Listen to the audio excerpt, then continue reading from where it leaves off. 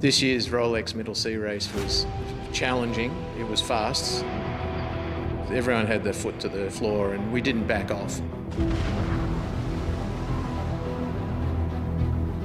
We were expecting a nice shorts and t-shirts race, and we ended up with something very different.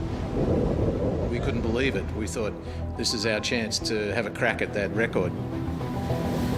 When you look at those forecasts, it starts running through your mind, how is it going to pan out? You know, what's it going to really look like when you get into 40 knots? We were full on for 3 days, sending it and pushing as hard as we could.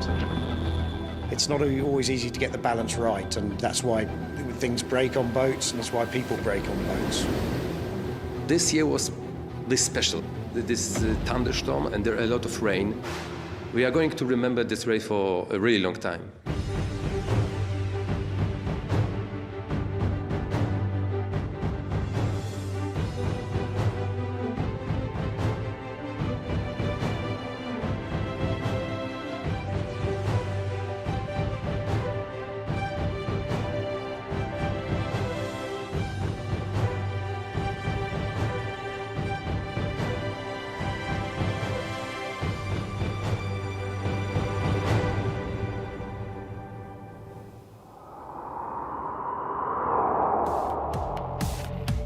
One of few venues to host an international race of any kind last year, the Royal Malta Yacht Club's entry list for the 42nd edition of its flagship event has again exceeded expectations, numbering 114 committed crews, amateur and professional. After scaling the heights at last year's event by notching the first major offshore line honours win by a Polish boat, Grzegorz Baranowski's crew on I Love Poland start their defence by plumbing the depths with a team-building scuba dive to a wreck in St Elmo Bay. When you're racing on this yacht like Volvo 70, you've got a lot of communication, a lot of teamwork. This is a completely different level of communication, of course, because you cannot talk, but also you have to keep an eye on your body. And I think that's an amazing experience and great exercise to build the team spirit. Baranowski's crew face formidable opposition. Not only has George David's Rambler returned, a line honours winner on 5 previous occasions, they also line up against Dmitry Rybolovlev's giant Scorpios at 140 feet, nearly twice their overall length. The third notched arrow is Comanche, also now Russian-owned and stalking the Mediterranean. The 24-hour monohull speed record holder is making her race debut, with her crew, including helmsman Tom Slingsby and navigator Will Oxley, champing at the bit, following the forecast of downwind conditions for almost the entire race. They'll also be meeting Scorpios on the racetrack for the first time. A claimant to their crown as the world's fastest monohull adds considerable spice to proceedings. It's going to be fast and action-packed. Conditions look really exciting, but record breaking means boat breaking and anything can happen. So a long race, a long way to the finish. To finish first you have to finish.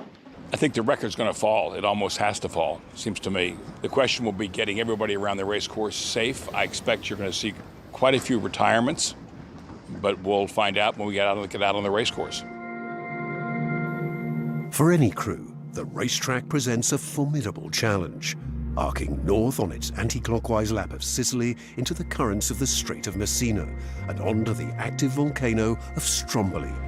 The route then heads west to the Egadi Islands before dropping south to round the far-flung outposts of Pantelleria and Lampedusa. Here, the course turns northeast for the South Camino Channel and the finish line in Marsamxett Harbour after 606 challenging nautical miles. Race day, and the sense of expectation in Grand Harbour is palpable among the spectators congregating at every vantage point. Ahead of them, a colourful 7-class starting sequence punctuated only by cannon fire. First to be unleashed are the multi-hulls, a course record also theirs for the taking. Quickest off the line is Riccardo Pavancelli's Mana, closely followed by Maserati Multi-70, skippered by Giovanni Soldini. Next to go are the smallest boats, fighting their way past the Fort St. Angelo wind shadow to pick up the fresh 12-knot southeasterly breeze. Among the boats starting in the class above them is Tom Neen's JPK 1180 Sunrise.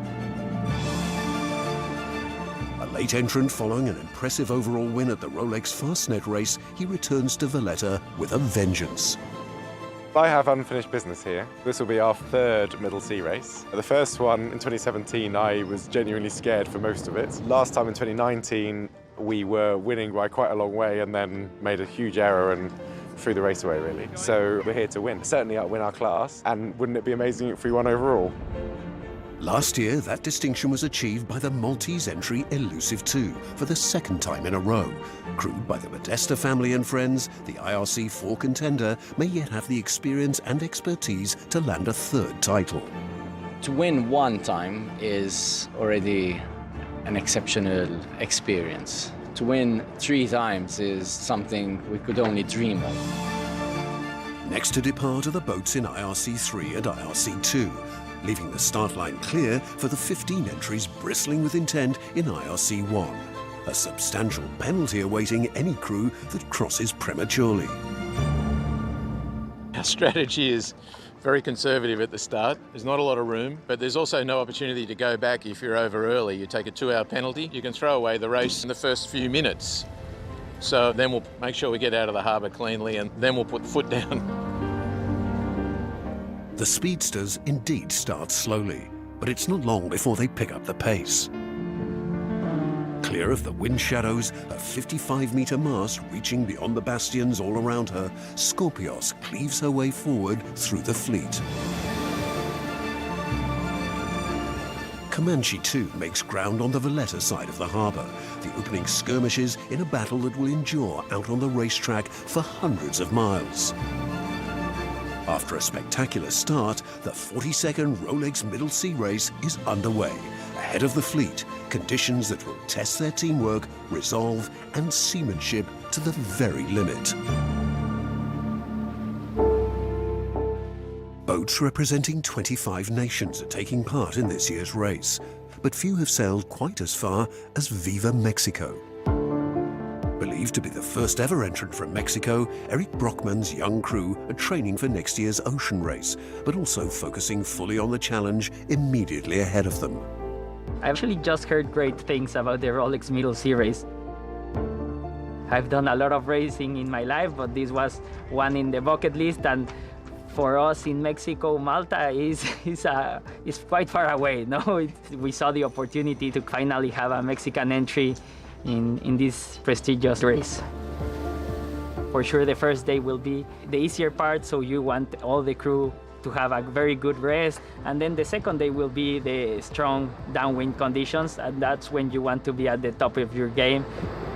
It looks like we selected a good year to be doing this race. The weather looks amazing, and we should have a great race. By early morning on day 2, the multi-hulls are well beyond the halfway mark, shattering course records at every waypoint.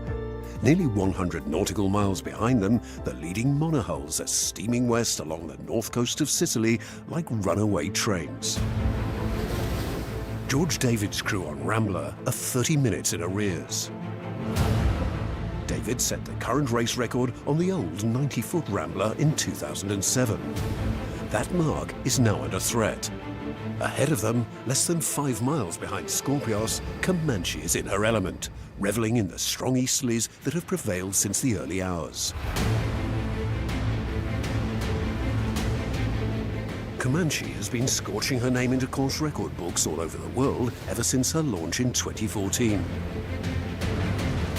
Scorpios, by contrast, is making only her second competitive appearance, following her line honours win at the Rolex Fastnet race. Her progress still monitored closely by her celebrated designer, Juan Kumajan. Scorpios is an incredible project, and it's such a source of pride and satisfaction because it kind of symbolizes in one project a combination of a lot of features that we have been developing through the years, just put in a very big assembly. One such feature is the asymmetric retracting seafoil housed in the keel compartment midship. When lowered, it helps prevent leeway and reduces displacement. If we imagine the boat sailing heeled, and you have the canting keel on the side, and you have the aerodynamic force on one direction, somehow somebody needs to create the hydrodynamic force in the other direction. Because you're canting the keel, this keel is not working anymore.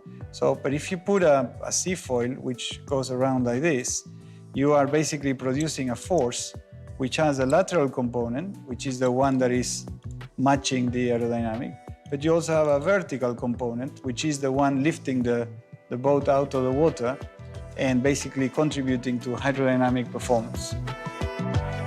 At the upcoming Rolex Middle Sea, where we're going to be seeing these three crazy boats compete against each other, every boat will have its condition.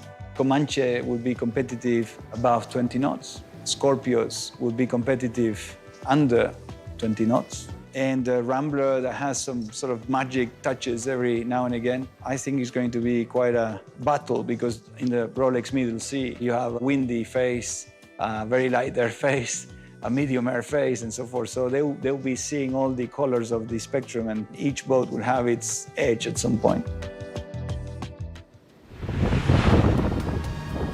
At the iconic waypoint of Stromboli, there's a challenging start to the morning on first-time entry Viva Mexico. For Eric Brockman's crew, as for many others, the next leg downwind from Stromboli to the Egadi Islands will live long in the memory. Leading the charge west behind Scorpios, Comanche and Rambler is I Love Poland. Grzegorz Baranowski's team resuming their subaquatic existence on their Volvo Open 70. German entry Caro enjoys the same conditions a little further south. Her exhilarated crew muster on the stern for fear the yacht will bury her bow in the heavy swell. Jens Lindner's team on Hyper are just one of the teams surfing their way west behind them. They're later forced to withdraw, but for some of the time at least, they get what they came for.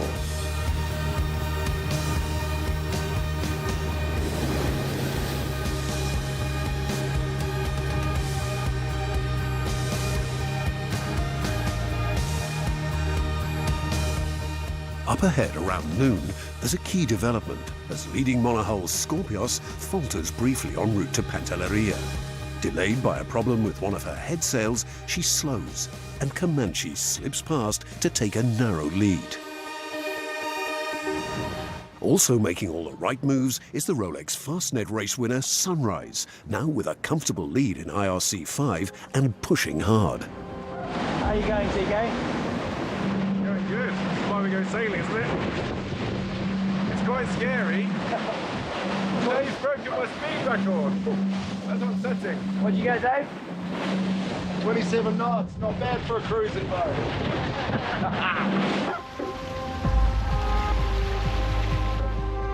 Not far behind them, and mounting a challenge as a leading contender in IRC 4, is Elusive 2. They too are turning the corner, backed by the strong easterlies carrying the fleet west at record speeds. Another former Maltese winner of the race is Lee Satariano, currently setting the pace in IRC 3 along with Eno XXX on RT3. Making up lost ground in a blistering turn of speed alongside them is Francois Bob's crew on Chocolate 3.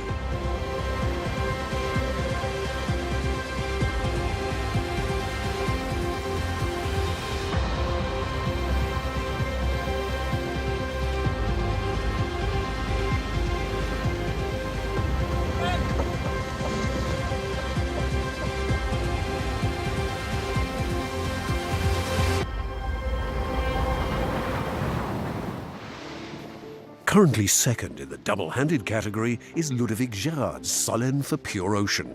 His entry represents the Pure Ocean Foundation, an organisation funding marine research projects all over the Mediterranean.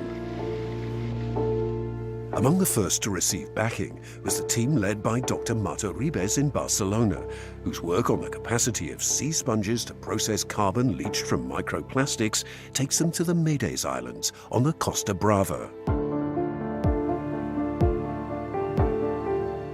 Host to a rich diversity of life at accessible depths, the islands form an ideal lab in which to assess the impact of both the toxic compounds found in some plastics and the less harmful dissolved organic carbon, which may yet unbalance the ocean's natural carbon cycle.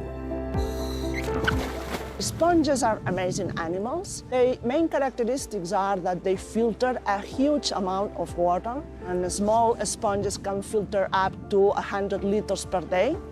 So they really have an impact on the ecosystem. Using VacuSip technology, in collaboration with colleagues at the Blanes Center for Advanced Studies, Dr. Ribes' team can determine how much dissolved organic carbon the sponges can remove, how it's processed, and what it ends up as. It's a great methodology because it allows us to sample simultaneously the water that comes into the sponges and the water that come out. So then we know what compounds are trapped by the sponges, what are produced, and also the rates, because we know the pumping rate of the sponges. Remarkable as they are, the sea sponges offer neither salvation nor a solution to the threat to the ocean posed by plastics and the compounds leaching from them. Maybe sponges are giving us some extra time to behave better. The solution is just to reduce as much as possible the amount of things that we use in our daily lives. So this is our responsibility and our duty. Outmaneuvered by Comanche shortly after the turn at Favignana, Fernando Echevari's crew on Scorpios are trying to get back on terms. It's a futile task. In the strong reaching conditions for which she was designed, Comanche is proving invincible, already several hours ahead of course record pace with less than 100 nautical miles to complete. Mitch Booth's crew will not be the first entry to break the course record. That distinction falls to Jason Carroll's Argo, which crosses the finish line in Marsamxhead Harbour to take multi-hull line honours 33 hours, 29 minutes and 28 seconds after the start, smashing the outright course record and obliterating the multi-hull mark set in 2020 by Maserati. By the time Comanche arrives to take monohull line honours some 7 hours later, the lights of St Paul's have been extinguished, but her performance has set the race alight. Finishing in an elapsed time of just 40 hours, 17 minutes and 30 seconds, Mitch Booth's crew have beaten the Old Rambler's long-standing course record by over 7.5 hours and used the favourable conditions to stake a very real claim for the overall title. It's fantastic to be here on our first outing with the new owner, to take line honours, to take the course record is just couldn't ask for anything better. Fantastic achievement by the whole team. Scorpios finished some 6 hours inside the old record, but they reached the dock an hour and a half after Comanche.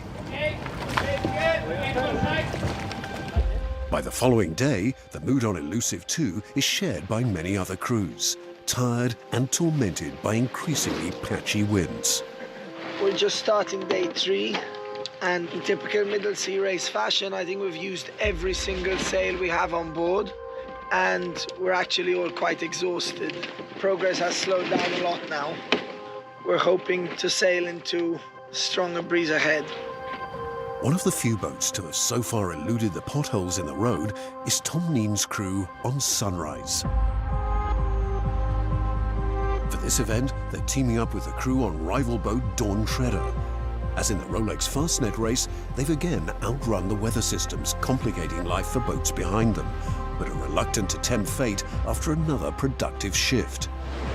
Just coming into the last evening on Sunrise. The race has gone quite well, but I'm in a much better mood than I was this time yesterday. And I know that there is a chance that we can win another overall race, which would be amazing. But I'm trying not to think too much about that.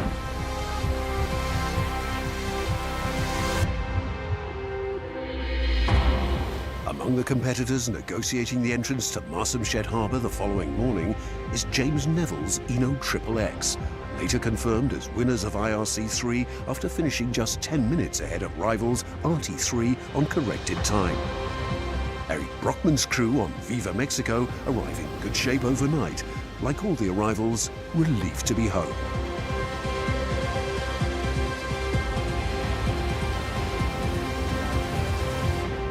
Some 20 nautical miles down the racetrack, Sunrise is fighting its way into the South Camino Channel, still harbouring dreams of completing unfinished business and an historic double. We think that there's a small chance that we could still make it to beat Comanche, but it's pretty slim at this point. On the final charge down the coast to the line, Tom Neen's crew have less than 15 minutes in hand.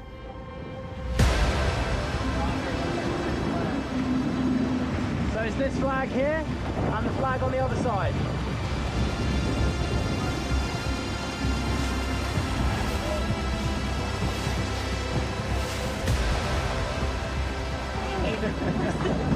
Well done, Tom. Why do we keep doing this to ourselves? Oh.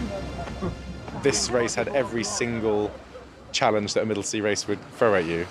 And I mean, the fact that we were sort of chasing Comanche, you know, if you've got the little boat that can and some record-breaking super maxi, and we're both competing for the same prize. I think that's what's amazing about this offshore racing thing. Having already weathered one storm in terms of the demanding conditions out on course, the race is about to be hit by another. With a severe northeasterly gale forecast to hit the eastern coast of Malta in the next 24 hours, and concern for the safety of the fleet still at sea, race organisers decide to employ the alternative finish line to avoid the remaining boats having to negotiate increasingly hazardous conditions on approach to the old one in Marsamxett Harbour. Designed to address this eventuality, the alternative finish line is located at the entrance to the South Camino Channel. Invoking this rule has a significant impact on the corrected times at the top of the provisional leaderboard. The boat with the fastest corrected time to that point was Comanche, and in a final twist to an eventful race, it's Mitch Booth's crew who are confirmed as overall winners after their outstanding performance on debut.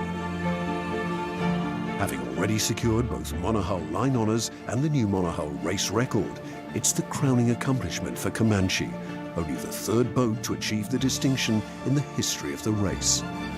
To come away with a triple is very, very rare. I don't think we've ever won anything on handicap on Comanche before. We were very lucky to, get round the corners at the exact right time to pull off the triple victory. Next time we head down under for the Rolex Sydney Hobart Yacht Race.